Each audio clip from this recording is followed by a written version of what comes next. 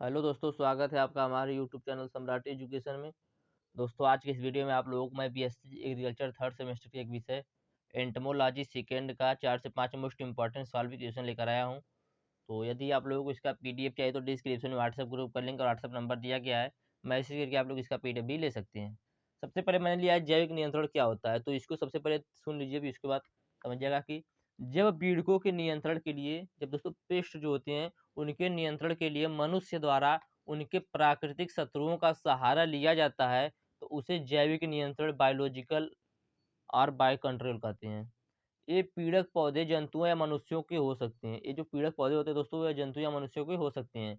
इस नियंत्रण विधि में मनुष्य प्राकृतिक शत्रुओं को प्रोत्साहित करता है, उनके अनुकूल वातावरण तैयार करता है तथा भारी मात्रा में प्रयोगशाला में पालकर उनके रुचि के पीड़कों के ऊपर छोड़ देता है। मतलब दोस्तों, जैसे कि छिपकली दोस्तों जो कीटों को खा जाती है, मतलब मैं दोस्तों उदाहरण दे रहा हूँ। तो छिपकली जो होती है वो कीटों को खा जाती है, तो दोस्तों कीटों को खाने के लिए हम लोग छिपकली को छोड़ देंगे। तो यही बताया जा रहा है दोस्तों कि उन्हें पाला जाता है और जिनके ऊपर उनकी रुचि होती है, जिनको वो खा सकता है, उनके ऊपर छोड़ दिया जाता है, जिससे वे नष्ट हो सके या उनकी संख्या में कमी हो सके। इसका सबसे साधारण उदाहरण घरों में बिल्लियों को पालकर चूहों की संख्या को नियंत्रित करना है। दोस्तों, जब घर में बिल्लियों को पालते तो बिल्ली होती है चूहों को खा जाती है। दोस्तों, यह भी एक बायोलॉजिकल कंट्रोल ही है। जैविक नियंत्रण प्रकृति में अपने आप होता रहता है, जिसे प्राकृतिक नियंत्रण कहा जाता है, परंतु जब इन्हीं उपायों को मनुष्य द्वारा पीड़क नियंत्रण के लिए अपनाया जाता है तो उसे जैविक नियंत्रण कहते हैं।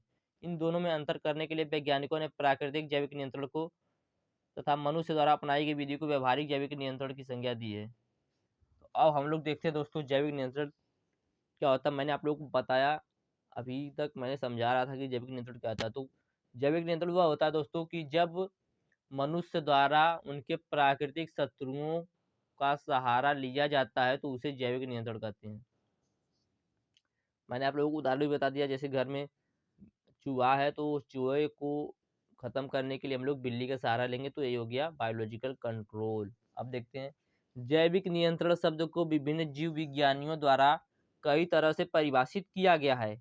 जैविक नियंत्रण की परिभाषाएं जैविक नियंत्रण की प्रारंभिक परिभाषाएं दूसरे जीव को नियंत्रित करने के लिए शिकारियों और परजीवी के ऊपर केंद्रित थी। आधुनिक जैविक नियंत्रण के पिता प्रोफेसर हैरी स्कॉट स्मिथ। आधुनिक जैविक नियंत्रण के पिता कौन है? Professor Harry Scott Smith. इन्होंने बताया कि कीटों को नियंत्रित करने के लिए प्राकृतिक शत्रुओं के उपयोग के रूप में परिभाषित किया। अन्य सम्मानित जैविक नियंत्रण पर कार्यकर्ताओं ने अपनी अपनी परिभाषाएं दी हैं। तो देखते हैं और लोगों ने क्या परिभाषाएं दी है। सब लोग वही बात बताएंगे दोस्तों जो मैंने पहले ही बता दिया आप लोगों को।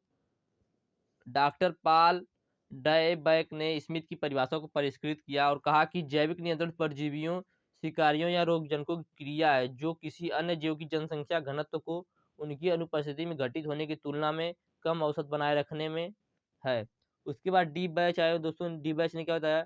डी बैच ने प्राकृतिक नियंत्रण से जैविक नियंत्रण को अलग किया, जिसे उन्होंने अजैविक और जैविक पर्यावरण की क्रियाओं द्वारा समय की अवधि में कुछ निश्चित ऊपरी और निचली सीमाओं के भीतर एक जीव की अधिक या कम उतार चढ़ाव वाले जनसंख्या घनत्व के रखरखाव के रूप में परिभाषित किया। बाद में कौन है दोस्तों? बाद में रॉबर्ट वैन डेनबास ने जैविक नियंत्रण को कीटों को नियंत्रित करने के लिए मनुष्य द्वारा प्राकृतिक शत्रुओं का हेरफेर और प्राकृतिक नियंत्रण को मनुष्य के हस्तक्षेप के बिना होने वाले नियंत्रण के रूप में परिभाषित किया है। जैविक नियंत्रण को 3 भागों में परिभाषित किया गया, 3 भागों में बांटा गया। देखते हैं कौन कौन सा है। पहला, शास्त्रीय जैविक नियंत्रण।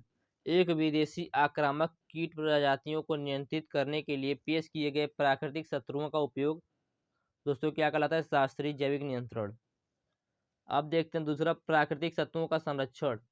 किसी दिए गए क्षेत्र में प्राकृतिक शत्रुओं के स्थापित अपराधी को बचाने और बनाए रखने के लिए की गई कार्रवाइयों को दोस्तों क्या कहते हैं? प्राकृतिक शत्रुओं का संरक्षण। जैसे भिंडी के जीवित रहने की अनुमति देने के लिए कीटनाशक के उपयोग में कमी करना।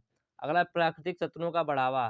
प्राकृतिक शत्रुओं की आबादी या लाभकारी प्रभावों को बढ़ाने के लिए की गई कार्रवाइयाँ, जैसे कैलिफोर्निया रेड स्केल नियंत्रण के लिए एफाइड्स मेलिनस का सामूहिक विमोचन।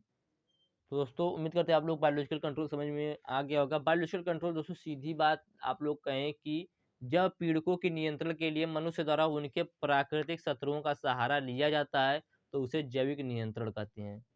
मैंने उदाहरण बताया आप लोगों को कि जैसे घर में चूहा है, चूहे को ख़त्म करने के लिए बिल्ली को लेकर आएँगे या बिल्ली को पालेंगे दोस्तों, बिल्ली जो है चूहे को खा जाएगी, तो उसी को कहेंगे हम लोग क्या, बायोलॉजिकल कंट्रोल। अब देखते हैं पूर्वानुमान क्या होता है, फोरकास्टिंग। अज्ञात स्थितियों में तर्कपूर्ण आकलन करने को पूर्वानुमान कहते हैं। पूर्वानुमान का मतलब क्या है दोस्तों? जैसे आप आज ही पता लगा लेंगे, अनुमान लगा लेंगे कि कल क्या होने वाला है, तो दोस्तों उसी को कहा जाता है पूर्वानुमान। जैसे दोस्तों आप लोगों को देखेंगे पहले से ही गूगल पे या कहीं भी देखेंगे आप लोग, मौसम पता रहता है कि कल मौसम कैसा रहेगा, ऐसा बता दिया जाता है। दोस्तों कभी कभी आपने देखा होगा कि आपको दिखाया रहेगा धूप या बारिश, लेकिन बारिश या धूप नहीं होती है। दोस्तों ये एग्जैक्ट नहीं बताया जाता, सिर्फ अनुमान लगाया जाता है, तो दोस्तों उसी को फोरकास्टिंग कहते हैं। देखिए क्या कहा गया है कि अज्ञात स्थितियों में तर्कपूर्ण आकलन करने को पूर्वानुमान कहते हैं। जैसे 2 दिन बाद किसी स्थान के मौसम के बारे में अनुमान लगाना, 1 वर्ष बाद दोस्तों देखिए 2 दिन के बाद किसी स्थान के मौसम के बारे में अनुमान लगाना और 1 वर्ष बाद किसी देश की आर्थिक स्थिति के बारे में कहना आदि पूर्वानुमान है। पूर्वानुमान के साथ अनिश्चितता और खतरा का घनिष्ठ संबंध होता है। अब देखेंगे दोस्तों हम लोग प्रतिचयन। प्रतिचयन क्या होता है? प्रतिचयन एक बड़ी आबादी या एक समूह से प्रतिनिधि प्रतिदर्श को प्राप्त करने की विधि को प्रतिचयन या सैंपलिंग कहा जाता है। जैसे दोस्तों इसका कहने का मतलब है कि कुछ, जैसे आपको एक बड़ी आबादी रहेगी 5000 लोगों की, उसमें से आप चयन करके 5 लोगों को निकालेंगे, तो वही दोस्तों प्रतिचयन हो गया। प्रतिचयन का मतलब दोस्तों सैंपलिंग, सैंपल के लिए निकालना। प्रतिचयन की पद्धति विश्लेषण के प्रकार पर निर्भर करती है। प्रतिनिधि प्रतिदर्श के इकाइयों की कुल संख्या को प्रतिदर्श व समष्टि कहा जाता है। तो दोस्तों कहने का मतलब कुल यह है कि जो प्रतिचयन होता है वह क्या होता है? प्रतिचयन वह होता है दोस्तों जब एक बड़ी आबादी के समूह से प्रतिनिधि प्रतिदर्श को प्राप्त किया जाता है, तो उसी को कहा जाता है प्रतिचयन। मतलब 5000 लोगों में से 5 लोगों को निकालेंगे सैंपलिंग के लिए, तो दोस्तों इसी को कहा जाएगा प्रतिचयन। अगला एकीकृत कृत प्रबंधन क्या होता है? एकीकृत नाशी जीव प्रबंधन एक ऐसी व्यवस्था है जिसमें फसलों को हानिकारक कीड़ों तथा बीमारियों से बचाने के लिए किसानों को एक से अधिक तरीकों जैसे व्यवहारिक, यांत्रिक, जैविक तथा रासायनिक नियंत्रण इस तरह से क्रमानुसार प्रयोग में लाना चाहिए ताकि फसलों को हानि पहुंचाने वाले की संख्या आर्थिक हानि स्तर से नीचे रहे। तो दोस्तों क्या बताया गया है कि जो एकीकृत नाशी जीव प्रबंधन होती है वह एक ऐसी व्यवस्था होती है जिसमें फसलों को हानिकारक कीड़ों तथा बीमारियों से बचाने के लिए किसानों को एक से अधिक तरीकों को जैसे व्यवहारिक नियंत्रण, यांत्रिक, जैविक तथा रासायनिक नियंत्रण इस तरह से क्रमानुसार प्रयोग करना चाहिए, मतलब क्रम के अनुसार प्रयोग करना चाहिए ताकि फसलों को हानि पहुंचाने वाले की संख्या आर्थिक हानि स्तर से नीचे रहे और रासायनिक दवाइयाँ का प्रयोग तभी किया जाए जब अन्य अपनाए गए तरीके सफल न हों। दोस्तों इसी को कहा जाता है एकीकृत नाशी जीव प्रबंधन। तो दोस्तों मैंने आप लोगों को 5 से 6 क्वेश्चन बताया, तो उम्मीद करते हैं आप लोगों को समझ में आया होगा। तो एक बार मैं सब आप लोगों को बता देता हूँ। पहला क्वेश्चन मैंने आप लोगों को बताया कि बायोलॉजिकल कंट्रोल। बायोलॉजिकल कंट्रोल क्या होता है? बायोलॉजिकल कंट्रोल उसे कहते हैं जब पीड़कों के नियंत्रण के लिए मनुष्य द्वारा उनके प्राकृतिक शत्रुओं का सहारा लिया जाता है, तो उसे जैविक नियंत्रण कहते हैं। उसके बाद मैंने आप लोगों को बताया फोरकास्टिंग। फोरकास्टिंग क्या होता है? फोरकास्टिंग होता है मतलब पूर्वानुमान। पूर्वानुमान क्या होता है? पहले से अनुमान लगाना, कल क्या होने वाला है हम आज अनुमान लगा लेंगे, तो उसी को कहा जाता है पूर्वानुमान।